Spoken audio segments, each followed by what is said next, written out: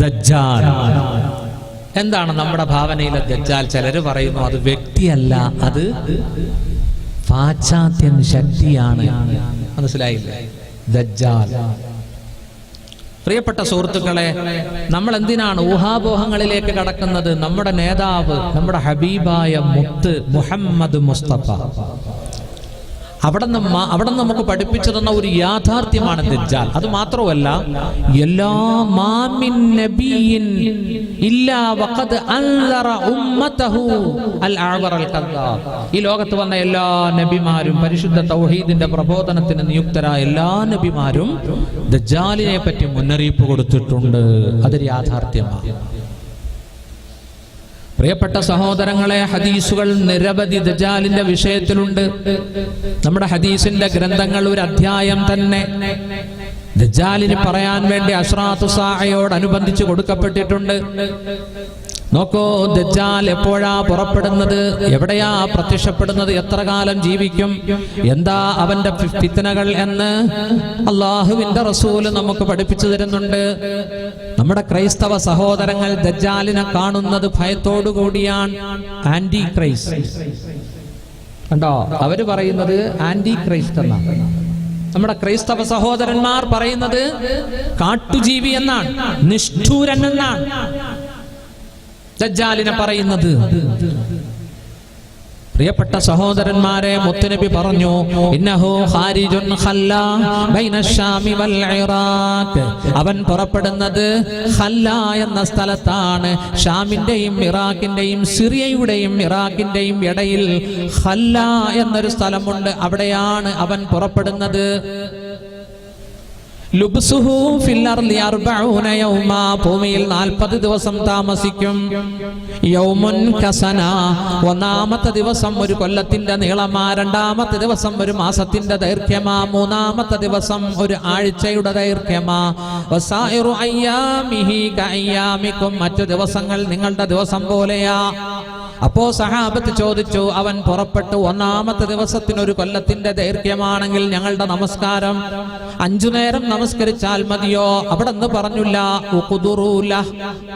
5 നേരം നമസ്കരിച്ചാൽ പോരാ, നിങ്ങൾ സമയം കണക്കാക്കി നമസ്കരിച്ചോ എന്ന് മൽഹറുൽ അതം മുഹമ്മദ് മുസ്തഫ.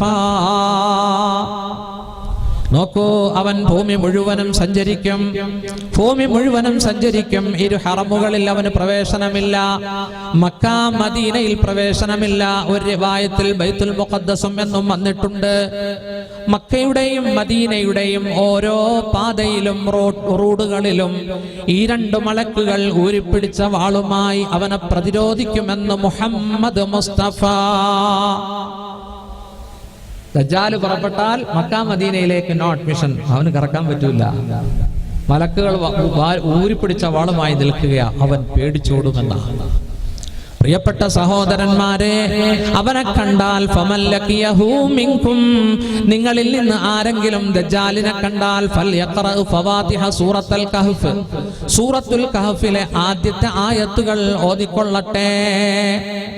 മറ്റൊരു ഹദീസിൽ വരുന്നു, മൻ ഹഫിള 10 ആയാത്തിൻ മിൻ അഹ്ൽ സൂറത്തുൽ കഹ്ഫ്.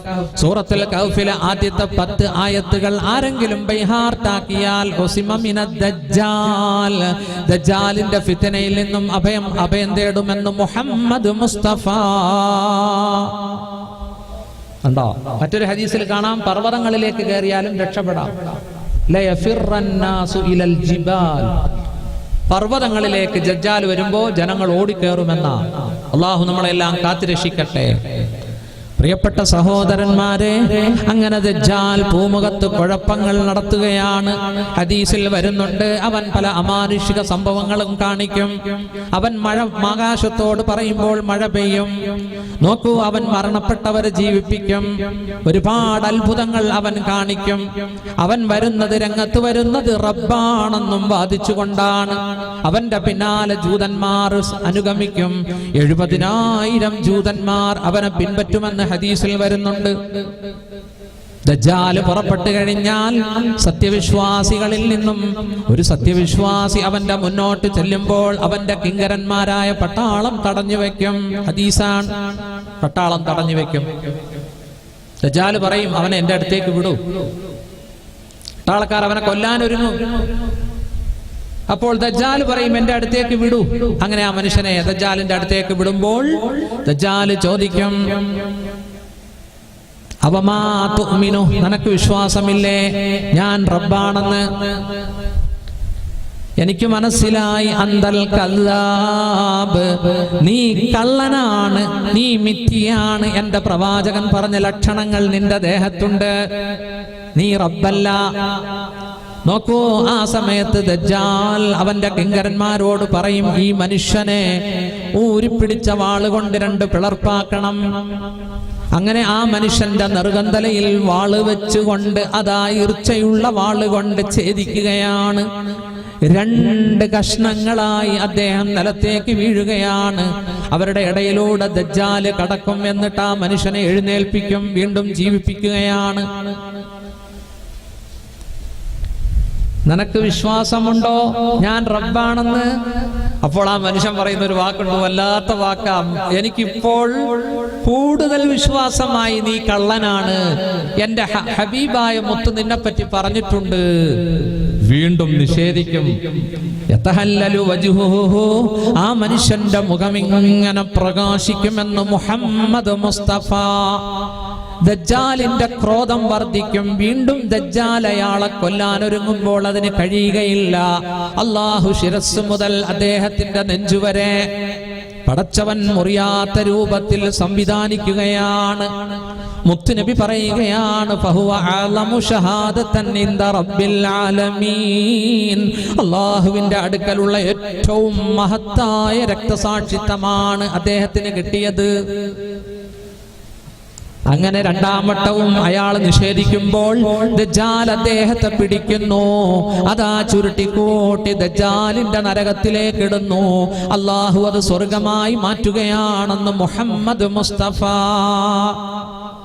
പ്രിയപ്പെട്ട സഹോദരങ്ങളെ, അങ്ങനെ ദജ്ജാൽ എല്ലാ സ്ഥലത്തും കയറി ഇറങ്ങി മുഅ്മിനീങ്ങളുടെ വിശ്വാസത്തിന് ഇടിവും ഭ്രംശവും സംഭവിപ്പിച്ചുകൊണ്ട് മുന്നേറുന്ന സമയം, ഇമാം മഹ്ദി ജീവിച്ചിരിക്കുന്ന സമയം, അതാ അല്ലാഹുവിന്റെ റസൂല് പറഞ്ഞു, ദജ്ജാലിന്റെ ആഗമനത്തെ തുരത്താൻ, ദജ്ജാലിന്റെ ധ്വംസനത്തിന് വേണ്ടി, ദജ്ജാലിനെ വധിക്കുന്നതിന് വേണ്ടി അല്ലാഹു ഖിയാമത്തിന്റെ 3ാമത്തെ അടയാളം ഈസാ നബിയുടെ പുനരാഗമനം സംഭവിക്കുകയാണ്.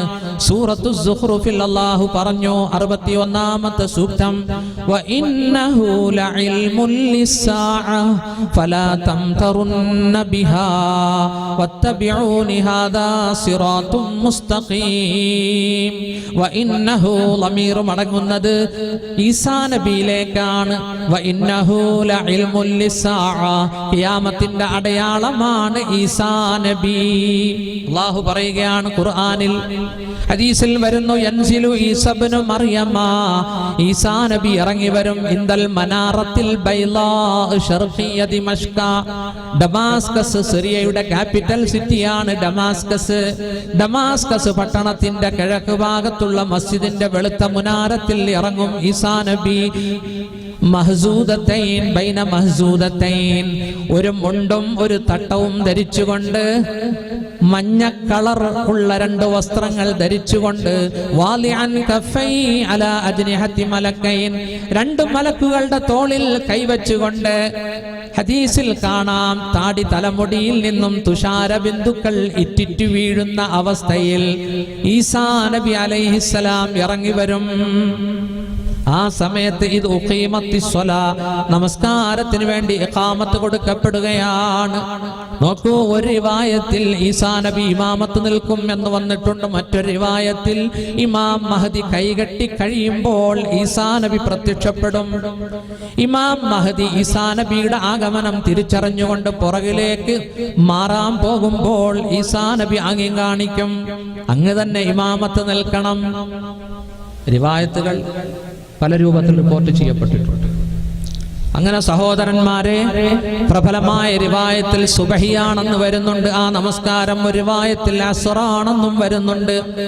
അങ്ങനെ ജമാഅത്തായി നിർവഹിച്ച നമസ്കാരം നിർവഹിച്ചു കഴിയുമ്പോൾ ഈസാ നബിയും മഹദിയും ഇമാം മഹദിയും വിശ്വാസി സമൂഹവും പുറത്തേക്കിറങ്ങും. ഫയതുലുബുഹു, ദജ്ജാലിനെ തേടുകയാണ്, ദജ്ജാലിനെ തേടുകയാണ്. വയഖ്തുലുഹു, അങ്ങനെ ദജ്ജാലിനെ കണ്ടുമുട്ടും, ദജ്ജാലിനെ കൊല്ലുകയും ചെയ്യും. ബിബാബിലുദ്, ബാബിലുദ് എന്ന സ്ഥലത്ത് വെച്ച്, ബാബുലുദ് എന്ന സ്ഥലത്ത് വെച്ച്, LUDD, ഇന്ന് ബാബുലുദ് എന്ന പേരിൽ ഒരു എയർപോർട്ട് വന്നിട്ടുണ്ട്. ഇസ്രയേലിനകത്താണ്, ഇസ്രയേലിന്റെ അകത്താണ്.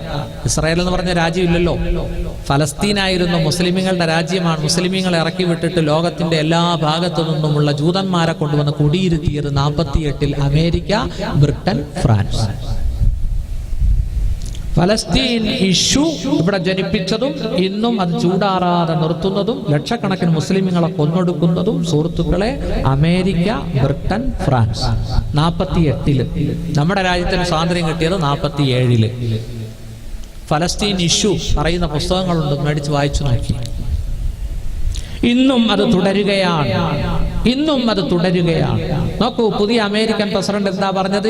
7 മുസ്ലിം രാജ്യങ്ങളിൽ നിന്നുള്ള മുസ്ലിമീങ്ങളെ അമേരിക്കയിൽ കടത്തുകയില്ല, അല്ലേ? അമേരിക്കയുടെയും മെക്സിക്കോയുടെയും, മെക്സിക്കോ അല്ലേ അതോ കാനഡയോ ഇടയിൽ മതിൽ പണിയും, അല്ലേ? മെക്സിക്കോ.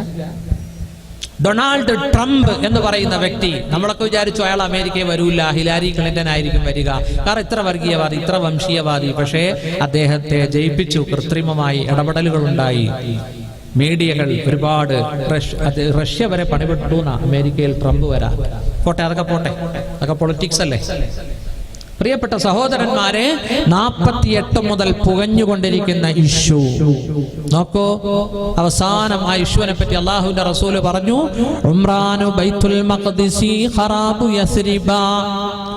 ബൈത്തുൽ മുഖദ്ദസുള്ള, മസ്ജിദുൽ അഖ്സയുള്ള ഫലസ്തീനിലെ ജെറൂസലമിലെ പള്ളി, അതിനു ചുറ്റിലും ജൂതന്മാർ യഹൂദികളെ കൊണ്ടുവന്നിരുത്താൻ വീടുകൾ ഉണ്ടാക്കുകയാണ്, പാർപ്പിട സമൂഹങ്ങൾ. ഈ വിനീതൻ കഴിഞ്ഞ വർഷം ബൈത്തുൽ മുഖദ്ദസിൽ ചെന്നപ്പോ എനിക്കത് കാണാൻ സാധിച്ചു. 2 നിറമാണ് അവിടുത്തെ വീടുകളുടെ ഷീറ്റുകൾക്കുള്ളത്. ഒന്ന് ഓട് നിറം, മറ്റൊന്ന് ഗ്രീൻ കളർ. ഓടും ഗ്രീനും. ഓടെന്ന് പറഞ്ഞാൽ നമ്മുടെ ഒരു കാവി കളർ, അതാണ്. ആ പെയിന്റ് അടിക്കണമെന്നാണ് നിയമം. എന്തിനാ? മുസൽമാന്റെ വീട് തിരിച്ചറിയാൻ. പച്ചയും ഓട് വർണ്ണത്തിലുള്ള കളറുകൾ. അതിൽ സഹോദരങ്ങളെ, പച്ച വീട് ജൂതന്റേതാണ്, ഓട് നിറത്തിലുള്ളത് മുസ്ലിങ്ങളുടേതാണ്. ആകാശ അക്രമങ്ങൾ വരുമ്പോൾ, ഷെല്ല് വർഷിക്കുമ്പോൾ ഓട് നിറത്തിലുള്ള വീടുകളിലേക്ക് അവർ ഷെല്ല് വർഷിക്കുന്നു, മുസ്ലിമീങ്ങളെ കൊല്ലുന്നു. ഇങ്ങനെ ബൈത്തുൽ മുഖദ്ദസിന്റെ ചുറ്റിലുമുള്ള മുസ്ലിമീങ്ങളുടെ സ്ഥലത്ത് ജൂതന്മാർ വീട് പണിതുകൊണ്ടിരിക്കുകയാണ്. ഉംറാനു ബൈത്തുൽ മഖ്ദിസി ഖറാബു യസ്രിബ. അല്ലാഹുവിന്റെ റസൂല് പറഞ്ഞ മുസ്ലിമിന്റെ ഹദീസ് ഒന്ന് ചിന്തിക്കണേ. നോക്കൂ, യസ്രിബിന്റെ തകർച്ചയ്ക്ക് കാരണമാകും. യസ്രിബ് എന്ന് പറഞ്ഞാൽ മദീനയുടെ പഴയ പേരാണ്, മദീനയുടെ പഴയ പേരാണ്. മദീന നഗരി ആക്രമിക്കപ്പെടും. ലോകത്തുള്ള ജൂതന്മാർ, സിയോണിസ്റ്റുകൾ സിയോൺ മലയിൽ വെച്ച് പ്രതിജ്ഞ എടുത്തതാണ്, രക്തത്തിൽ മുക്കി പ്രതിജ്ഞ എടുത്തതാണ്. മദീന ഉൾപ്പെടെയുള്ള രാഷ്ട്രം ഇസ്രയേൽ വികസിപ്പിക്കും. ജൂതന്റെ രാഷ്ട്രം ഇസ്രയേൽ മദീന വരെ കൊണ്ടുവന്ന് വികസിപ്പിക്കും. അതിന് ബ്ലഡിൽ അവർ വിരൽ മുക്കി പ്രതിജ്ഞ എടുത്തതാണ്. സിയോൺ എന്ന് പറഞ്ഞൊരു കൊച്ചുമലയാണ്, ഞങ്ങൾ അവിടെ പോയി. സിയോൺ ബൈത്തുൽ മുഖദ്ദസിന്റെ അടുത്ത് തന്നെയാണത്. അല്ലാഹു പടച്ചോ നമുക്കൊക്കെ ബൈത്തുൽ മുഖദ്ദസ് കാണാൻ തൗഫീഖ് നൽകട്ടെ. ആമീൻ മാത്രം പറഞ്ഞാൽ പോരാ, ഒരു 90,000 രൂപ 1,00,000 രൂപ മുടക്കണം. ആമീൻ കൊണ്ടല്ലേ. 5 രാഷ്ട്രങ്ങൾ. ഇമാമുന ഷാഫി തങ്ങളുടെ അരികൾ ഞങ്ങളെത്തി. ഹസൻ ബസരി, ബഹുമാനപ്പെട്ട ഖലീലുല്ലാഹി ഇബ്രാഹിം, മൂസ അലൈഹിസ്സലാം, ഇസ്ഹാഖ് നബി അലൈഹിസ്സലാം, ലുഖ്മാനുൽ ഹക്കീം, ദാനിയൽ അലൈഹിസ്സലാം. പിന്നെ ഖുർആൻ പറഞ്ഞ ദുഷ്ടൻ ഫറോവ, ഫിർഔൻ, അവനെ ഉടലോടെ കണ്ടു കണ്ണാടിക്കൂട്ടിൽ ഇങ്ങനെ കിടക്കുക.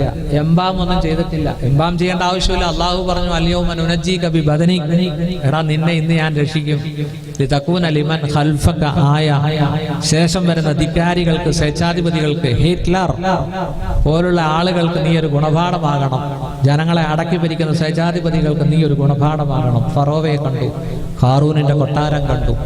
ഈജിപ്റ്റ്, ഇസ്രയേല്, ഫലസ്തീൻ, ജോർദാൻ. ഞങ്ങളെ ഏറ്റവും ആകർഷിച്ചത് അസ്ഹാബുൽ കഹ്ഫിന്റെ ഗുഹയാണ്. ഇപ്പൊ വെള്ളിയാഴ്ച സൂറത്തുൽ കഹ്ഫ് ഓതുമ്പോൾ അത് മനസ്സിലിങ്ങനെ വരികയാ. ജെറൂസലം ബൈത്തുൽ മുഖദ്ദസിന് ചുറ്റിൽ നിന്നും അറബികളായ ഫലസ്തീനികളെ ഇറക്കി വിട്ടിട്ട് ജൂതന്മാർ പാർപ്പിടങ്ങൾ പണിത് പാർപ്പിട സമുച്ചയം നിർമ്മിക്കുന്നത് മദീന പട്ടണത്തിന്റെ തകർച്ചയ്ക്ക് കാരണമാകും. ഖറാബു യസ്രിബ, മദീന പട്ടണത്തിന്റെ തകർച്ച, ഖുറൂജുൽ മൽഹമ, മൂന്നാം ലോക മഹായുദ്ധത്തിന്റെ കാരണമാണ്.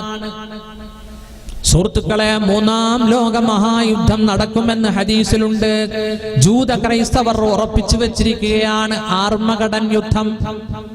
അള്ളാഹുവിന്റെ റസൂല് പറഞ്ഞത് മൽഹമത്തുൽ കുബ്ര എന്നാണ്. ആർമഗഡൻ എന്ന് പറയുന്നത് സിറിയയുടെയും ഫലസ്തീന്റെയും ഭാഗത്താണ്. ഉണ്ടോ? لا تقوم الساعة حتى ينزل الروم بالأعماق وذابك. അല്ലാഹുവിന്റെ റസൂൽ പറഞ്ഞു, സിറിയയിലെ 2 സ്ഥലമാണ് അഅമാഖ്, ദാബിഖ്. അവിടെ പാശ്ചാത്യൻ പട്ടാളം ഇറങ്ങാതെ ലോകം അവസാനിക്കുകയില്ല. കണ്ടോ? മൂന്നാം ലോക മഹായുദ്ധം പൊട്ടിപ്പുറപ്പെടും. മൽഹമത്തുൽ കുബ്ര. ഒന്നാം ലോക മഹായുദ്ധം, വേൾഡ് സെക്കൻഡ് വാർ ഒക്കെ കണ്ട കാരണവന്മാര് സരസിൽ കാണും അല്ലെ? ഇനി ഒരു മൂന്നാം ലോക മഹായുദ്ധമുണ്ട്. അതിനു മുമ്പ് ഒരു സഖ്യയുദ്ധം നടക്കും. സഖ്യയുദ്ധം, മുസ്ലിമീങ്ങളും അമേരിക്കയും യൂറോപ്പും എല്ലാം കൂടി ഒരു സഖ്യം ഉണ്ടാക്കും. സഖ്യയുദ്ധം. ആരോടാ യുദ്ധം ചെയ്യുന്നത്? അല്ലാഹുവിന്റെ റസൂല് പറഞ്ഞു, ലതുസാലിഹൂന റൂമ സുൽഹൻ ആമിനാ. നിങ്ങളും പാശ്ചാത്യ ശക്തികളുമായി ഒരു അനുരഞ്ജനം, ഒരു കരാർ സൃഷ്ടിക്കും. എന്നിട്ട് നിങ്ങൾ യുദ്ധം ചെയ്യും. അദുവൻ മിൻ വറാഇകും, ഒരു റിവായത്തിൽ അദുവൻ മിൻ വറാഇഹിം, അവരുടെ പുറകിലുള്ള ശത്രുവിനോട്, നിങ്ങളുടെ പുറകിലുള്ള ശത്രുവിനോട്. ആരാണ് ഈ പുറകിലുള്ള ശത്രു? മുത്തുനബി പറഞ്ഞിട്ടില്ല. ആരായിരിക്കും? IS ആയിരിക്കാം. നോക്കൂ, ഇപ്പൊ ഇസ്ലാമിക രാജ്യങ്ങളും അമേരിക്കയും എല്ലാവരും കൂടി ഡൊണാൾഡ് ട്രംപ് പറഞ്ഞത് IS-നെ തുടച്ചു നീക്കുമെന്ന. പുടിൻ റഷ്യയില് അല്ലേ? നമ്മുടെ സിറിയയുടെ അവസ്ഥ എന്താ ഇപ്പോ? വല്ലാത്തൊരവസ്ഥയാണല്ലേ. അവരുടെ പുറകിലുള്ള ശത്രു, നിങ്ങളുടെ പുറകിലുള്ള ശത്രു. നോക്കൂ, മുസ്ലിമീങ്ങളും പാശ്ചാത്യ ശക്തികളും സൈനിക സഖ്യമുണ്ടാക്കി അവരുടെ പുറകിലുള്ള ശത്രുവിനോട് പോരാടും. രണ്ടാമത്തെ അഭിപ്രായം അവർ ചൈനയോ റഷ്യയോ ആകാമെന്ന. ഒന്നാമത്തെ അഭിപ്രായം IS ചിലപ്പോ ആകാം. അല്ലാഹുവിന്റെ റസൂൽ പറഞ്ഞിട്ടില്ല, അതുകൊണ്ടാണ്. രണ്ടാമത്തെ റഷ്യയോ അല്ലെങ്കിൽ മറ്റ് രാജ്യങ്ങളോ ആകാം. പ്രിയപ്പെട്ട സഹോദരന്മാരെ, അങ്ങനെ മൽഹമത്തുൽ കുബ്ര പൊട്ടി പുറപ്പെട്ടു കഴിഞ്ഞാൽ സഹോദരന്മാരെ, ധാരാളം മുസ്ലിമീങ്ങൾ രക്തസാക്ഷിത്വം വഹിക്കും. നോക്കൂ, ജൂതന്മാർ കൊന്നൊടുക്കപ്പെടും. ജൂതന്മാരുടെ 2 വധിക്കപ്പെടും.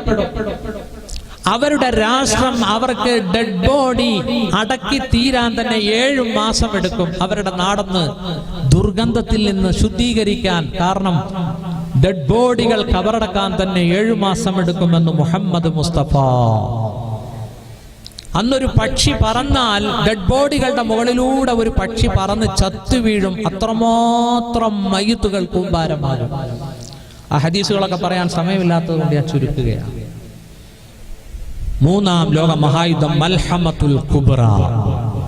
നോക്കൂ, ആ യുദ്ധം ആർമഗഡൻ യുദ്ധം എന്ന് ജൂത ക്രൈസ്തവർ വിശ്വസിക്കുന്ന ആ യുദ്ധം, അവരുടെ വിശ്വാസം അവരെ രക്ഷിക്കുന്ന. പക്ഷേ ശരിക്കും അത് ഇസ്ലാമിനെയും മുസ്ലിമീങ്ങളെയും സംരക്ഷിക്കും. അവസാനം വിജയം അല്ലാഹു ഇസ്ലാമിനും മുസ്ലിങ്ങൾക്കും കൊടുക്കുമെന്ന് ഹദീസിൽ വരുന്നുണ്ട്. അങ്ങനെ മൽഹമത്തുൽ കുബ്ര പൊട്ടി പുറപ്പെട്ടാൽ ഫതഹുൽ ഖുസ്തൻതീനിയ, ഖുസ്തുൻതീനിയ എന്ന് പറയുന്ന തുർക്കി ഫതഹാവുകയാണ്. ഇപ്പോൾ അതിന്റെ എക്സിക്യൂട്ടീവ് മാത്രമാണ് തയ്യിബ് ഉർദുഖാനാണ് ഭരിക്കുന്നത്. അതിന്റെ പട്ടാളം, മിലിറ്ററി ഇസ്ലാമിലേക്ക് വന്നിട്ടില്ല. അവർ സെക്യുലർ മൈൻഡിലാണുള്ളത്. അവർ കമാൽ അതാതുർക്കിന്റെ മൈൻഡിലാണുള്ളത്. കമാൽ അതാതുർക്കാണ് ബാങ്ക് വിളി നിരോധിച്ചത്, അറബി ഭാഷ പഠനം നിരോധിച്ചത്, മദ്രസ നിരോധിച്ചത്, പണ്ഡിതന്മാരെ ഒരുപാട് പേരെ ജയിലിലിട്ടു, വധിച്ചു. അത് സംഭവമാണ്. ആ സംഭവം പഠിച്ചു നോക്കുക. തുർക്കി, ആ തുർക്കി പൂർണ്ണമായി ഇസ്ലാമിലേക്ക് വരും.